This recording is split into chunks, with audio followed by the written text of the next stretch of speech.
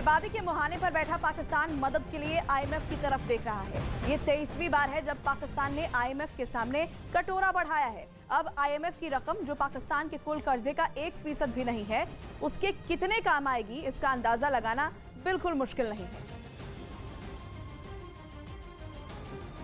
76 साल के सबसे बड़े आर्थिक संकट से पाकिस्तान गुजर रहा है और पाकिस्तान आईएमएफ की तरफ टकटकी लगाए बैठा है।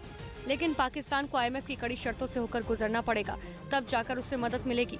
लेकिन पाकिस्तान को आईएमएफ की तरफ से मदद मिल भी गई तो ये उसके लिए नाकाफी होगा। पाकिस्तान पर कुल विदेशी कर्ज 126.9 अरब डॉलर, चीन का पाकिस्तान पर कर्ज 30 अरब डॉलर है। पाकिस्तान का विदेशी मुद्रा भंडार 3.09 अरब डॉलर। आईएमएफ पाकिस्तान को 1.18 अरब डॉलर ही देगा। पाकिस्तान का जर्रा जर्रा कर्ज में डूबा है। पाकिस्तान में महंगाई दर 48 साल में सर्वोच्च स्तर पर है। अगर पाकिस्तान में बचे विदेशी मुद्रा भंडार की बात करें तो वो सिर्फ इतना ही है कि 18 दिन तक गुजारा हो सके। पाकिस्तान के स्टेट बैंक की माने तो विदेशी कर्ज की वजह से देश का मुद्रा भंडार गिर रहा है। किसी भी देश का केंद्रीय बैंक घरेलू मुद्रा की कीमत की तय दरों पर मुद्रा भंडार को रखता है। घरेलू मुद्रा को डॉलर की तुलना में निचले स्तर पर रखा जाता है। आर्थिक संकट के समय तरलता को बरकरार रखा जाता है। देश की जरूरतों को पूरा किया जाता है। विदेशी मुद्रा भंडार वित्तीय कर्जों को चुकाने के काम आता है। पाकिस्तान की सबसे बड़ी मुश्किल ये है कि उसका मुद्रा भंडार खाली हो चुका है। जिस आईएमएफ से कर्ज लेने के लिए पाकिस्तान अपनी जनता का सौदा करने जा रहा है, शहबाज शरीफ आईएमएफ से जिस बेल आउट पैकेज के लिए इतने फड़फड़ा रहे हैं, आंकड़े बताते हैं कि उससे पाकिस्तान सिर्फ नाश्ता ही कर पाएगा। उसे दिवालिया होने से ये कर्ज भी नहीं रोक पाएगा, क्योंकि पाकिस्तान पर दुनिया भर के अलग अलग देशों का कुल 126.9 अरब डॉलर विदेशी कर्ज है। आज की बात करें तो कंगाली की कगार पर खड़े पाकिस्तान का विदेशी मुद्रा भंडार महज 3.09 अरब डॉलर रह गया है। पाकिस्तान पर विदेशी कर्ज की बात करें तो अकेले चीन का कर्ज 30 अरब डॉलर है। पाकिस्तान पर जापान का 5,427 मिलियन डॉलर कर्ज है। कर्ज का कटोरा लेकर पाकिस्तान फ्रांस तक पहुंचा है और उससे 1,725 मिलियन डॉलर कर्ज ले चुका है। पाकिस्तान ने जर्मनी से 1,386 मिलियन डॉलर का कर्ज लिया हुआ है। इतने बड़े कर्ज तले दबे पाकिस्तान को आईएमएफ सारी शर्तें मनवाने के बावजूद सिर्फ 1.18 अरब डॉलर ही कर्ज देगा। उधर पाकिस्तान की कराची सेंट्रल जेल से बाहर निकलते ही बलूचिस्तान के नेता अब्दुल हाफिज जहरी के अपहरण की कोशिश की गई। उनके परिवार वालों का आरोप है कि पाकिस्तान पुलिस और खुफिया एजेंसियों के लोगों ने यह हरकत की, जिसकी वजह से बलूचिस्तान के नेता अब्दुल हाफिज जहरी की जान खतरे में पड़ गई। कराची के सेंट्रल जेल के बाहर से सामने आई एक तस्वीर में देखा कि हथियार लिए कुछ लोग एक गाड़ी को घेर कर खड़े हैं। इस दौरान वो किसी को जबरदस्ती अपने साथ ले जाने की कोशिश करते दिखाई दिए। इस दौरान वहां कई राउंड फायरिंग की गई। आरोप है कि हमलावरों ने बलोच नेता के घर की महिलाओं को भी पीटा, जो उन्हें बचाने की लगातार कोशिश कर रही थी। बीच सड़क पर हो रही इस मारपीट और फायरिंग से आसपास दहशत फैल गई। हालांकि किसी ने सामने आकर पिट रहे लोगों को बचाने की कोशिश नहीं की। और अब खबर पीओके से है, जहां लोगों ने पाकिस्तान सरकार की दोहरी नीति का विरोध किया। सड़क पर उतरे लोगों ने पाकिस्तान सरकार के खिलाफ नारेबाजी भी की। हाथों में काले झंडे, पोस्टर, बैनर और शहबाज सरकार के खिलाफ नारेबाजी। ये वीडियो सामने आए पाकिस्तान अधिकृत कश्मीर के पुंछ इलाके से। इन लोगों ने पाकिस्तान सरकार की दोहरी नीति का विरोध किया और अपने अधिकारों की मांग की। और के इतवार वाले दिन हमारे बच्चों को बुलाकर शायद वो ये चीज समझते हूँ कि हम ये चीज करवा के या इस तरह के ड्रामे रचा के तो कोई हम इलाके पाकिस्तान की वफादारी करेंगे। हम इलाके पाकिस्तान की वफादारी को जूते की नोक पर रखते हैं और हम आज ये ऐद करते हैं कि ये जो ड्रामा 5 फरवरी का है। प्रदर्शनकारी पाकिस्तान सरकार की दोहरी नीति के खिलाफ सड़कों पर उतरे थे। इनका आरोप है कि ना तो सरकार उनकी सुनती है, न ही स्थानीय प्रशासन, जिससे परेशान होकर इन लोगों ने मार्च निकाला।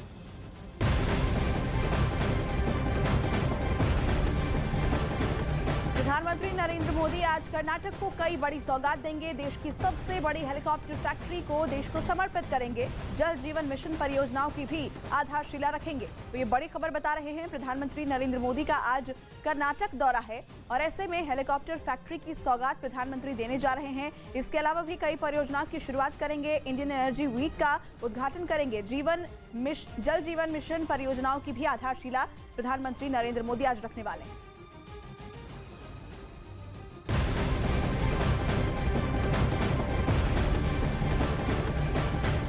और बड़ी खबर दिल्ली से। दिल्ली नगर निगम के लिए आज तीसरी बार मेयर और डिप्टी मेयर और साथ ही स्टैंडिंग कमेटी का चुनाव होगा। हंगामे की वजह से अब तक 2 बार ये चुनाव टाला जा चुका है। सुबह 11 बजे दिल्ली नगर निगम के सदन की कार्यवाही शुरू होगी। इससे पहले 2 बार हंगामेदार रहा था सदन की कार्यवाही, और ऐसे में आज एक बार फिर से हंगामे के आसार दिखाई दे रहे हैं, क्योंकि 2 बार जो ये चुनाव है वो टल चुका है। दिल्ली में मेयर डिप्टी मेयर का चुनाव होना है, और ऐसे में पहले जिस तरीके की तस्वीर सामने आई है उससे एक बार फिर यह आशंका जताई जा रही है कि कहीं आज भी इस तरीके का हंगामा ना हो। दिल्ली मेयर चुनाव कराने की 2 कोशिशें फेल होने के बाद सोमवार को फिर एमसीडी की मीटिंग होगी। आपको बता दें कि आज तीसरी बार दिल्ली के मेयर, डिप्टी मेयर और स्टैंडिंग कमेटी का चुनाव होगा। सदन में हंगामे के चलते अब तक 2 बार ये चुनाव टाला जा चुका है। आम आदमी पार्टी की तरफ से शैली ओबराय मेयर उम्मीदवार हैं, वहीं बीजेपी ने रेखा गुप्ता को मेयर उम्मीदवार बनाया है।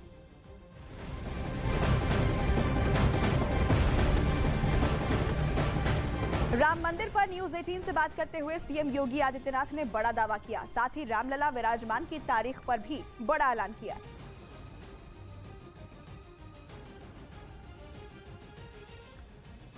योगी जी, थोड़ा सा ग्लोबल इन्वेस्टर समिट से हटते हैं और मुद्दों पर चर्चा करते हैं। मुझको अभी गुजरात के चुनाव के पहले अमित शाह जी ने अपने इंटरव्यू में कहा था कि टिकट कटवाने का इंतजाम कर लीजिए, 1 जनवरी को जाकर रामलला के दर्शन करने अयोध्या में। तो क्या जनवरी 1 के बाद सब लोग रामलला के दर्शन अयोध्या में जाकर कर पाएंगे? क्या आप अपने टाइमलाइन पे प्रतिबद्ध हैं? देखिए, मंदिर अपने समयबद्ध तरीके से आगे बढ़ चुका है, और जो टाइमलाइन दी गई है उसके अनुरूप वहां पे मंदिर का निर्माण भी होगा, और रामलला समय से अपने मंदिर में विराजमान भी होंगे। ये देश के लिए, दुनिया के लिए एक बहुत गौरव का दिन होगा जिस दिन रामलला सैकड़ों वर्षों के बाद अपने मंदिर में विराजमान होंगे।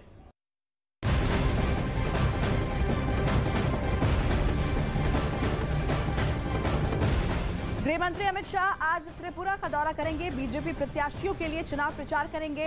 रैली और रोड शो के जरिए शक्ति प्रदर्शन करेंगे अमित शाह। बड़ी खबर आपको बता रहे हैं, गृह मंत्री अमित शाह आज त्रिपुरा में होंगे, जहां पर 2 चुनावी रैलियों को वो संबोधित करेंगे और बीजेपी उम्मीदवारों के पक्ष में वो चुनाव प्रचार करेंगे। साथ ही रैली और रोड शो के जरिए शक्ति प्रदर्शन भी करेंगे।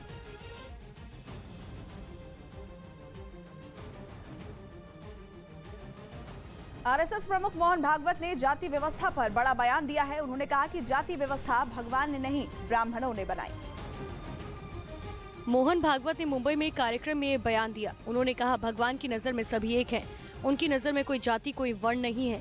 ये जातियां पंडितों ने बनाई है। शास्त्राचा आधार घेऊन पंडित लोक जे सांगत असतात ते खोटं आहे। प्रमुख ने कहा कि समाज के लिए सबकी जिम्मेदारी होती है। जब हर काम समाज के लिए है तो ये बंटवारा कैसे हो गया? कारण हा धंदा वाईट हे कुठून आलं? जर ही कामं सगळी समाजाची आवश्यक काम आहे, तर हे काम हलकं, हे काम उंच, हे श्रेष्ठ, हे कनिष्ठ, हे कुठून आलं? हा विचारच चूक आहे। मोहन भागवत ने यह भी कहा कि हमारे समाज में बंटवारे का फायदा दूसरों ने उठाया और इसी वजह से हमारे देश में विदेशी आक्रमण भी हुए। जाति व्यवस्था पर आरएसएस प्रमुख के बयान से नई बहस शुरू हो गई है। हिंदू नेताओं के ही इस मुद्दे पर अलग अलग बयान सामने आ रहे हैं। आरएसएस प्रमुख मोहन भागवत ने बयान के बाद विश्व हिंदू परिषद का बयान सामने आया। वीएचपी महासचिव विनोद बंसल ने कहा कि हिंदू समाज एक है। साथ ही उन्होंने मुगलों और अंग्रेजों पर समाज को बांटने का आरोप लगाया। कोई ऊंचा नीचा है नहीं।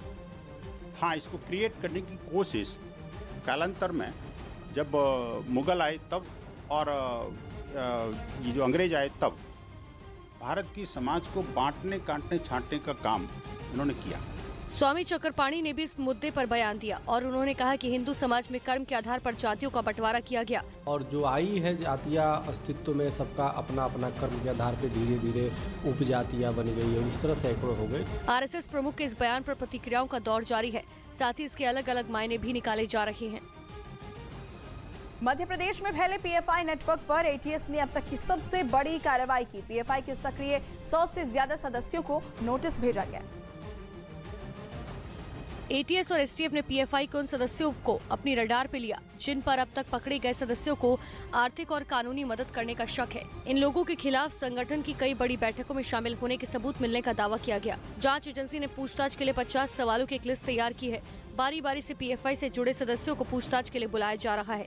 सूत्रों के मुताबिक पूछताछ के बाद बड़ी संख्या में सदस्यों की गिरफ्तारी हो सकती है। वहीं 2 दिन में मध्य प्रदेश से 4 पीएफआई सदस्यों की गिरफ्तारी हो चुकी है।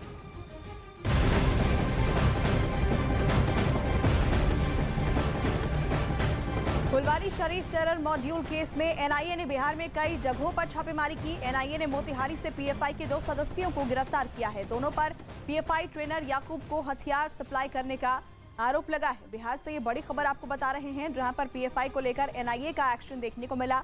मोतिहारी से पीएफआई के 2 सदस्यों को गिरफ्तार किया गया जिन पर हथियार सप्लाई करने का आरोप है।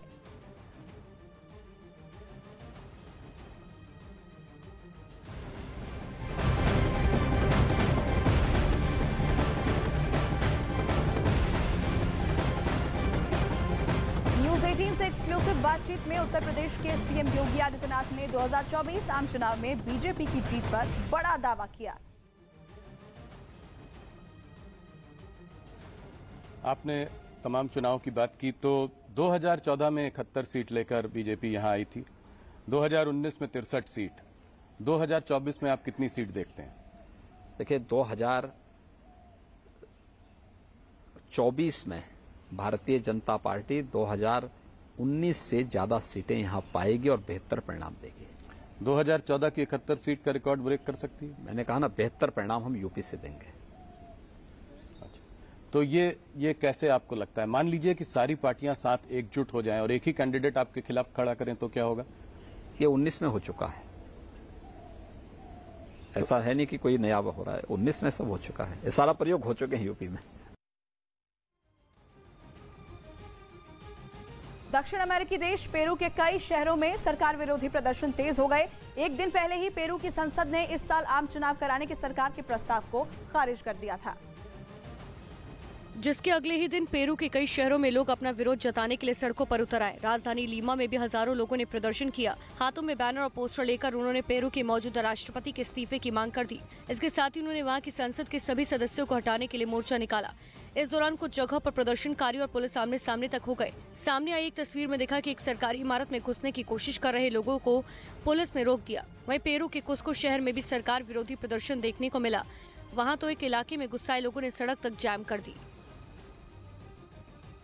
बिहार के लखीसराय में सड़क हादसे के बाद जबरदस्त बवाल हुआ। इस दौरान पुलिस और लोगों के बीच झड़प हो गई। सड़क हादसे में बाइक सवार एक महिला की मौके पर ही मौत हो गई। वहीं मृतक महिला का पति बाल बाल बच गया, जिसके विरोध में गुस्साए परिजनों ने सड़क को जैम किया और हंगामा किया और आगजनी की। सूचना पर घटनास्थल पर पहुंची पुलिस ने लोगों को समझाने की कोशिश की, लेकिन गुस्साए परिजनों ने पुलिस पर पथराव शुरू कर दिया, जिसमें कई पुलिसकर्मी घायल हो गए। जिसके बाद पुलिस ने लोगों को खदेड़ना शुरू कर दिया और कड़ी मशक्कत के बाद जैम खुलवाया। बताया गया कि गंगा स्नान कर घर लौटते समय यह हादसा हुआ, जिसमें महिला की मौके पर ही मौत हो गई। वहीं आरोपी ट्रक चालक मौके से फरार हो गया।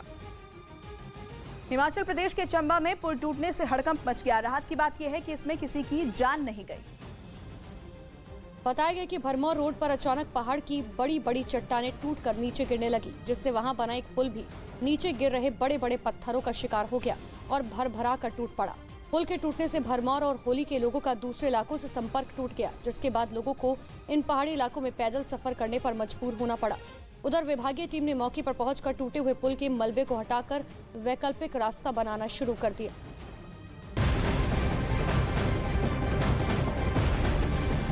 और इस वक्त की बड़ी खबर लखनऊ से मिल रही है। लखनऊ में रामचरितमानस की प्रतियां जलाने वाले 2 आरोपियों पर एनएसए लगाया गया है। लखनऊ पुलिस का बड़ा एक्शन देखने को मिला है। पुलिस ने 2 आरोपियों पर एनएसए लगाया है।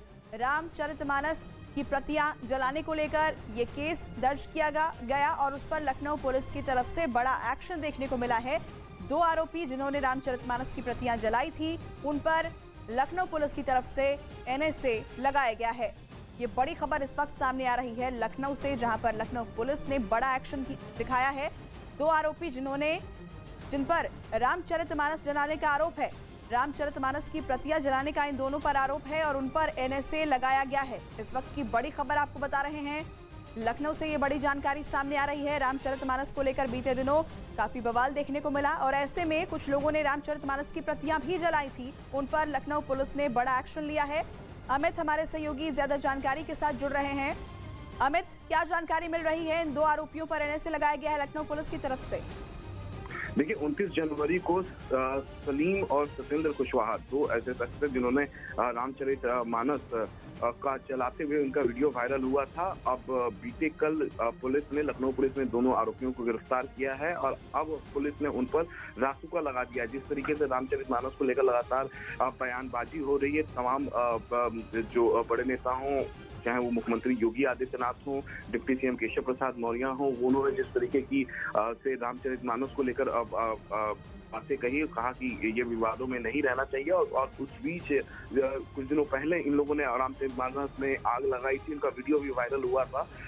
अब पुलिस ने इन्हें गिरफ्तार करके तो वायरल वीडियो को आधार बनाते हुए पुलिस ने इन दोनों ही आरोपियों पर कार्रवाई की है और उन पर एनएसए लगाया गया है। ये बड़ी जानकारी इस वक्त की।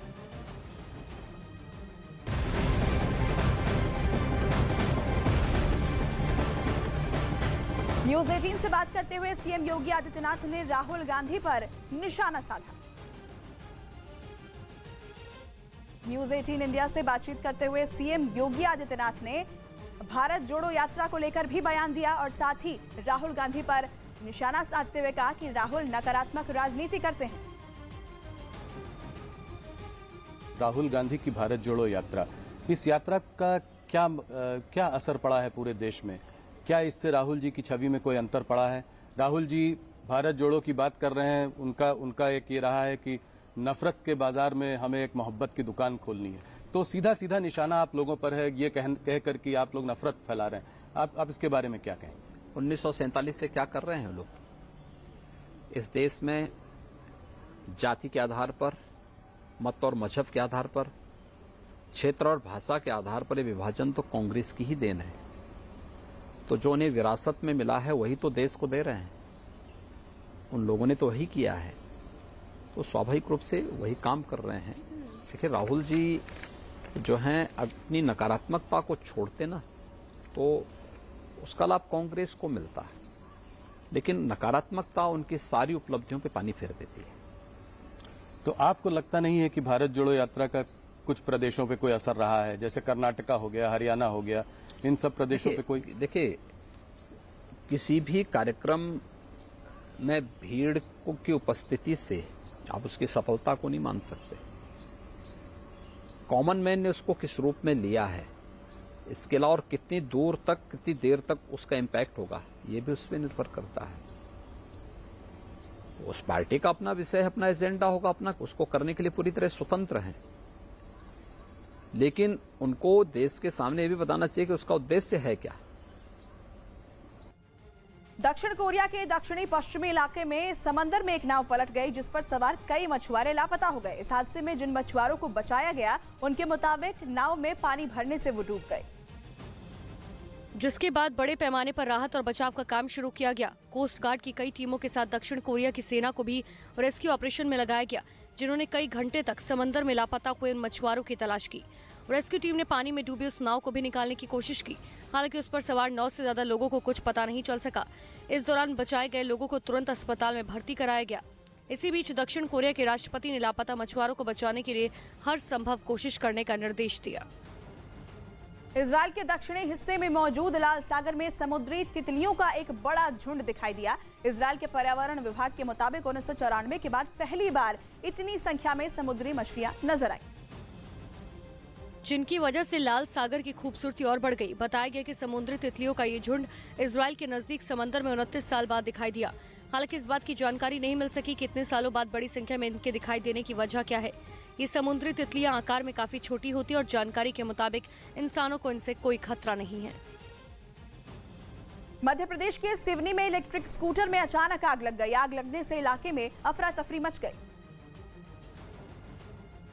सिवनी के एक बाजार में खड़े इलेक्ट्रिक स्कूटर में आग लगने की घटना सामने आई। आग इतनी भयानक थी कि कुछ ही पल में इलेक्ट्रिक स्कूटर आग का गोला बन गया। आग की वजह से इलाके में हड़कंप मच गया। वहां मौजूद लोगों ने कड़ी मशक्कत के बाद आग पर काबू पाया। हालांकि तब तक इलेक्ट्रिक स्कूटर जलकर बेकार हो चुका था। आग लगने की वजह इलेक्ट्रिक स्कूटर की बैटरी में शॉर्ट सर्किट बताई जा रही है। उत्तर प्रदेश के शाहजहांपुर में भीषण आग लगने से हड़कंप मच गया। हालांकि इस घटना में कोई हताहत नहीं हुआ। जहां बिजली के ट्रांसफार्मर में भीषण आग लग गई। आग लगते ही आसपास अफरा तफरी मच गई, जबकि करंट के डर से लोग आग बुझाने की जगह वीडियो बनाते दिखे। उधर सूचना पर पहुंची दमकल की गाड़ियों ने आग पर कड़ी मशक्कत के बाद काबू कर लिया, लेकिन तब तक ट्रांसफार्मर जलकर राख हो गया था। अंतर्राष्ट्रीय मुद्रा कोष यानी IMF ने कंगाली की कगार पर खड़े पाकिस्तान को राहत पैकेज देने से पहले कड़ी शर्तों की लंबी फहरिस्त थमा दी है, जिसे पूरा करना पाकिस्तान के लिए किसी चुनौती से कम नहीं है। IMF पाकिस्तान के मिनी बजट में लग्जरी सामानों पर टैक्स बढ़ाने को कहा है, ताकि उसकी कंगाली दूर हो सके। IMF यानी अंतर्राष्ट्रीय मुद्रा कोष अब यही जगह है जहां पाकिस्तान को शरण मिलने की उम्मीद है, लेकिन पाकिस्तान को IMF से मदद तब मिलेगी जब वो उसकी कड़ी शर्तों को मानेगा, और ये शर्तें मानने के लिए पाकिस्तान को नाको चने चबाने पड़ सकते हैं। सिगरेट, शराब, एनर्जी ड्रिंक जैसी चीजों पर टैक्स बढ़ाने को कहा गया। साथ ही पाकिस्तान को अपने बजट घाटे को भी कम करने की नसीहत दी गई। पाकिस्तान के बड़े अधिकारियों की संपत्ति की घोषणा करने को कहा गया। इसके साथ ही हवाई जहाज के टिकट पर और टैक्स लगाने को भी कहा गया। वहीं गाड़ियों पर उत्पाद टैक्स बढ़ाने का भी मशवरा दिया गया। IMF ने ऐसी कई शर्तों को मानने के लिए कहा है, ताकि पाकिस्तान में बदहाली पर रोक लगाई जा सके। अब कंगाली से जूझ रहे पाकिस्तान के PM शहबाज शरीफ के पास IMF की हर शर्त को मानने के अलावा कोई और चारा नहीं बचा। पाकिस्तान वो मुल्क है जो भुखमरी, महंगाई और आतंकवाद से त्रस्त है। ये ऐसा देश है जो कभी भी दिवालिया हो सकता है। गरीबी से बचने के लिए इस समय पाकिस्तान अंतर्राष्ट्रीय मुद्रा कोष यानी IMF बेल आउट पैकेज के इंतजार में है। गुर्बत में जी रहे पाकिस्तान को लेकर आर्थिक जानकारों की माने तो उसके पास ये एक ऐसा खजाना है जो उसकी तकदीर बदल सकता है। वो क्या है, देखिए इस खास रिपोर्ट में। गुर्बत में जी रहे पाकिस्तान के पास है छिपा खजाना। इस गुप्त खजाने से पाकिस्तान को मिल सकता है 100 अरब डॉलर यानी कि 2,78,000 करोड़ पाकिस्तानी रुपए। जी हाँ, आर्थिक जानकारों के मुताबिक ये खजाना है ब्लू इकोनॉमी। ये ऐसी इकोनॉमी है जो पाकिस्तान की गरीबी को दूर कर सकता है। ये ब्लू इकोनॉमी एक खास तरह का वाटर रिसोर्स मैनेजमेंट है जो सभी तरह की कोस्टल एक्टिविटी को कवर करता है। ब्लू इकोनॉमिक समुद्र से जुड़े बिजनेस और सर्विस का वो हिस्सा है जो किसी भी देश के रेवेन्यू को कई गुना तक बढ़ा सकता है। दुनिया भर में 3 अरब से ज्यादा लोग अपनी आजीविका के लिए समुद्री संसाधनों पर जो है निर्भर है, लेकिन बदहाल पाकिस्तान अपने संसाधनों का पूरा उपयोग नहीं कर रहा है। ब्लू इकोनॉमी की मदद से पाकिस्तान अपनी वित्तीय स्थिति को मजबूत कर सकता है। ब्लू इकोनॉमी में ऊर्जा यानी तेल, गैस और रिन्यूएबल एनर्जी के अलावा शिपिंग, मैरीटाइम, कृषि, फिशरीज और पर्यटन के क्षेत्र शामिल हैं। और अगर पाकिस्तान इसका पूरा इस्तेमाल करे तो उसकी आर्थिक स्थिति बहुत हद तक सुधर सकती है। जिस IMF से कर्ज लेने के लिए पाकिस्तान अपनी जनता का सौदा करने जा रहा है, शहबाज शरीफ IMF से जिस बेल आउट पैकेज के लिए इतने फड़फड़ा रहे हैं, आंकड़े बताते हैं कि उससे पाकिस्तान सिर्फ नाश्ता ही कर पाएगा। उसे दिवालिया होने से ये कर्ज भी नहीं रोक पाएगा, क्योंकि पाकिस्तान पर दुनिया भर के अलग अलग देशों का कुल 126.9 अरब डॉलर विदेशी कर्ज है। आज की बात करें तो कंगाली की कगार पर खड़े पाकिस्तान का विदेशी मुद्रा भंडार महज 3.09 अरब डॉलर रह गया है। पाकिस्तान पर विदेशी कर्ज की बात करें तो अकेले चीन का कर्ज 30 अरब डॉलर है। पाकिस्तान पर जापान का 5,427 मिलियन डॉलर का कर्ज है। कर्ज का कटोरा लेकर पाकिस्तान फ्रांस तक पहुंच चुका है और उससे 1,725 मिलियन डॉलर का कर्ज ले लिया हुआ है। पाकिस्तान ने जर्मनी से 1,386 मिलियन डॉलर कर्ज लिया हुआ है। इतने बड़े कर्ज तले दबे पाकिस्तान को IMF सारी शर्तें मनवाने के बावजूद सिर्फ 1.18 अरब डॉलर ही कर्ज देगा। बिहार के लखीसराय में सड़क हादसे के बाद जबरदस्त बवाल हुआ। इस दौरान पुलिस और लोगों के बीच झड़प हो गई। सड़क हादसे में बाइक सवार एक महिला की मौके पर ही मौत हो गई। वहीं मृतक महिला का पति बाल बाल बच गया, जिसके विरोध में गुस्साए परिजनों ने सड़क को जैम किया और हंगामा किया और आगजनी की। सूचना पर घटनास्थल पर पहुंची पुलिस ने लोगों को समझाने की कोशिश की, लेकिन गुस्साए परिजनों ने पुलिस पर पथराव शुरू कर दिया, जिसमें कई पुलिसकर्मी घायल हो गए। जिसके बाद पुलिस ने लोगों को खदेड़ना शुरू कर दिया और कड़ी मशक्कत के बाद जैम खुलवाया। बताया गया कि गंगा स्नान कर घर लौटते समय यह हादसा हुआ, जिसमें महिला की मौके पर ही मौत हो गई। वहीं आरोपी ट्रक चालक मौके से फरार हो गया।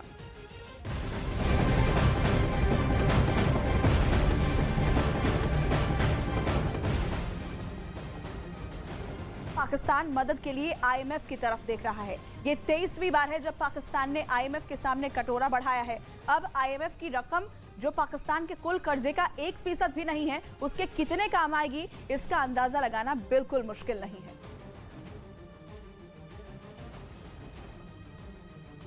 छिहत्तर साल के सबसे बड़े आर्थिक संकट से पाकिस्तान गुजर रहा है और पाकिस्तान IMF की तरफ टकटकी लगाए बैठा है। लेकिन पाकिस्तान को IMF की कड़ी शर्तों से होकर गुजरना पड़ेगा, तब जाकर उससे मदद मिलेगी। लेकिन पाकिस्तान को IMF की तरफ से मदद मिल भी गई तो ये उसके लिए नाकाफी होगा। पाकिस्तान पर कुल विदेशी कर्ज 126.9 अरब डॉलर, चीन का पाकिस्तान पर कर्ज 30 अरब डॉलर है। पाकिस्तान का विदेशी मुद्रा भंडार 3.09 अरब डॉलर। IMF पाकिस्तान को 1.18 अरब डॉलर ही देगा। पाकिस्तान का जर्रा जर्रा कर्ज में डूबा है। पाकिस्तान में महंगाई दर 48 साल में सर्वोच्च स्तर पर है। अगर पाकिस्तान में बचे विदेशी मुद्रा भंडार की बात करें तो वो सिर्फ इतना ही है कि 18 दिन तक गुजारा हो सके। पाकिस्तान के स्टेट बैंक की माने तो विदेशी कर्ज की वजह से देश का मुद्रा भंडार गिर रहा है। किसी भी देश का केंद्रीय बैंक घरेलू मुद्रा की कीमत की तय दरों पर मुद्रा भंडार को रखता है। घरेलू मुद्रा को डॉलर की तुलना में निचले स्तर पर रखा जाता है। आर्थिक संकट के समय तरलता को बरकरार रखा जाता है। देश की जरूरतों को पूरा किया जाता है। विदेशी मुद्रा भंडार वित्तीय कर्जों को चुकाने के काम आता है।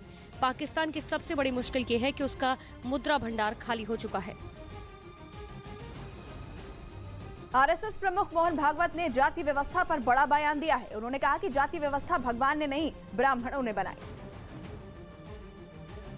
मोहन भागवत ने मुंबई में एक कार्यक्रम में ये बयान दिया। उन्होंने कहा, भगवान की नजर में सभी एक हैं। उनकी नजर में कोई जाति कोई वर्ण नहीं है। ये जातियां पंडितों ने बनाई हैं। उच्च नीच नाही, शास्त्रांचा आधार घेऊन पंडित लोग जे सांगत असतात ते खोटा आहे। प्रमुख ने कहा कि समाज के लिए सबकी जिम्मेदारी होती है। जब हर काम समाज के लिए है तो ये बंटवारा कैसे हो गया? कारण हा धंदा वाईट हे कुठून आलं?